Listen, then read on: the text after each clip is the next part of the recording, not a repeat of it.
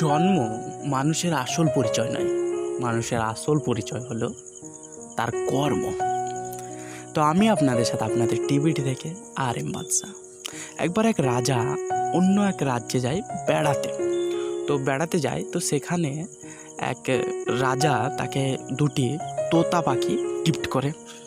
রাজা নিয়ে চলে আসে, ঘুরে চলে আসে বেরিয়ে, এবং এখানে এসে সে তোতাগুলা ট্রেনিংয়ের জন্য ট্রেনার রাখে। বেশ কিছুদিন হয়ে যায়, তারপরে রাজা ট্রেনারের কাছে যায় পাখিদের অবস্থা জানার জন্য, যে তারা কীরকম শিখেছে, কীরকম উঠছে, কীরকম ট্রেনিং দেওয়া হয়েছে। তো ট্রেনার বলে একটা তো খুব ভালো উঠছে, অনেক উঁচু অবধি উঠতে পারে, সব ভালোভাবেই চলছে, কিন্তু আরেকটা যে পাখি আছে সে ডালে বসে থাকছে। এ দেখে রাজা খুব আফসোসও করে এবং বলে যে আরও ভালো ভালো ট্রেনার নিয়ে আসো। আরও ভালো ভালো ট্রেনার নিয়ে আসা হয়। তারও ঠিক এই বলে যে প্রথমটা ভালো উঠছে, কিন্তু দ্বিতীয়টা ভালো উঠছে না, একটা ডালে বসে থাকছে। তো বলে এর সমাধান কি হতে পারে?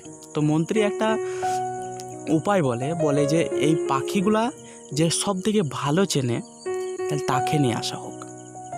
রাজা বলে ঠিক আছে, নিয়ে এসো। আবার সেই রাজ্যে যায় যে রাজ্য থেকে পাখিটা এনেছে, এবং জানতে চায় যে কার পাখি ছিল।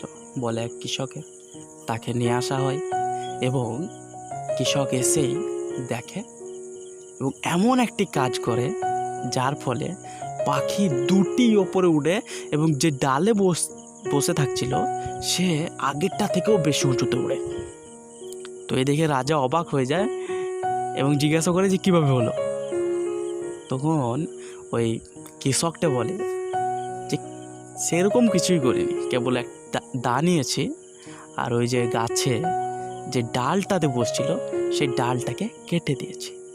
তো আমাদের জীবনেও এরকমই হয়, আমরা কমফোর্ট জোনে থাকি, রিস্ক নিতে চাই না, তো আমরা গ্রো করতে পারি না।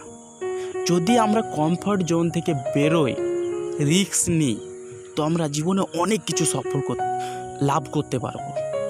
তো হাসতে থাকুন, ভালো থাকুন, শিখতে থাকুন, আর দেখতে থাকুন টিভিটি। আর হ্যাঁ, ডাল কাটার আগেই উড়ে পড়ুন।